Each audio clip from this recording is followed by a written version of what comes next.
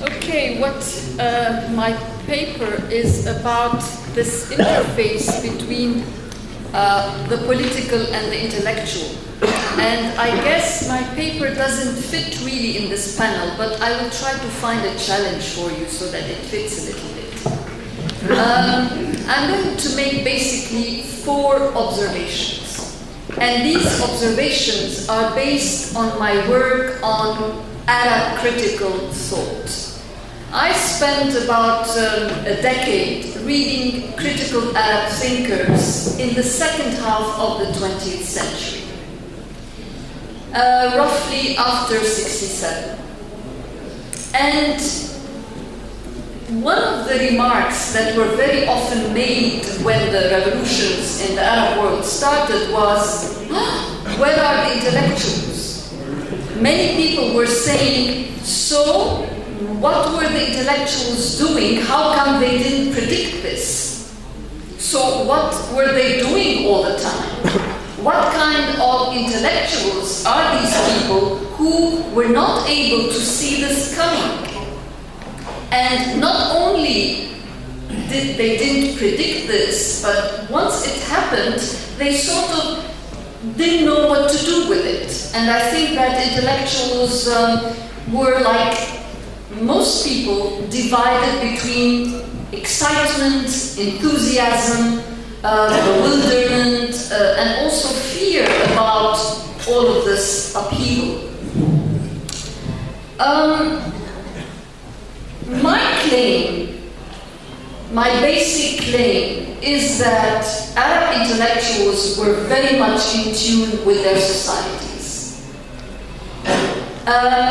The fact that they did not predict this revolution, for me, does not indicate at all that they were, somehow disconnected. Because much of what was being said and is said until now is that the fact that they did not predict the revolution indicates that they were totally disconnected from their societies. It is not true. In my opinion, from my own readings of critical Arab thinkers, I think they were very much in tune with their societies. And I'm going to argue this along 4 points. Now, let me make these 4 points. First of all, the business of leadership.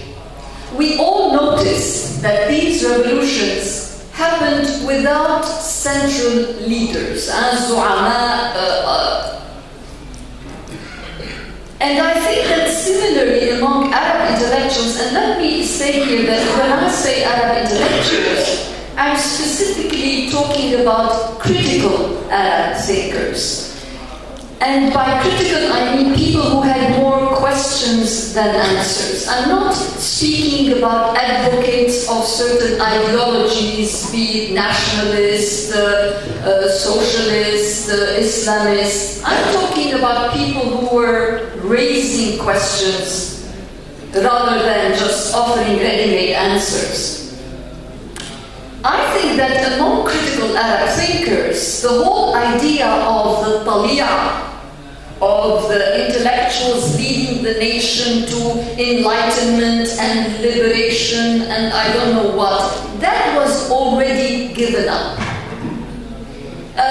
In a series of interviews conducted by the Lebanese journalist Ibrahim Al-Aris for Al-Hayat journal, newspaper, in 2006-2007, he interviewed, I think, some 24, 25 Arab intellectuals, and many of them explicitly said that they were no longer identified with that role, that they did not see their job as telling what people should be doing, telling what people should be thinking.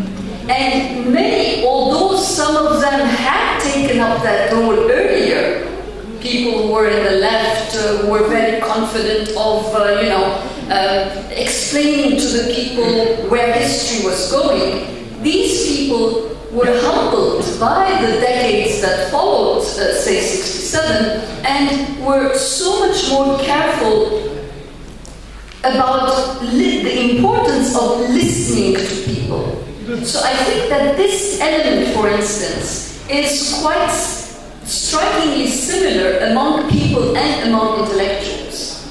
What I'm trying to suggest here is that there is a parallel that one can see between what was happening on the Arab streets, or is still happening, namely a very collective kind of movement, and on the Arab intellectual scene, the abandonment of any kind of vanguard leadership role. The second element of similarity is the shifting away from ideology. Reading Arab intellectuals from 67 onwards, one sees very clearly that the interest in, when I say ideology, is ready-made world visions, world views, with answers to where the world is coming from, where it's going, what is the recipe for the advancement of history. I think critical thinkers were no longer interested in that. And there was a much bigger interest in really engaging in an act of reflection and self-reflection. And this takes me, parallel to that, I think what we saw on the Arab streets was the absence of any excitement or commitment to any ideology. People did not go to the streets with ready-made slogans about Marxism or socialism or nationalism or Islamism. People went to the streets for other things. And this takes me to the third point. The third point is that of internal criticism. On the Arab intellectual scene, after 67, we find a very important element of self-reflection. And naqd dhati, these became really very, very important elements. So the kind of exercise Arab intellectuals were engaged in was more of a self-examination, of sort of examining the path that was taken, all the struggle for liberation, for the establishment of sovereignty. People felt that they need to sit back and think about what was achieved and what was not achieved. And I think we all agree, I mean, this is a consensus point, that 67 was really the traumatic experience that sort of brought people to do more work on themselves rather than criticize others. And similarly, I think on the Arab streets, people did not go out to criticize America and the West and Israel.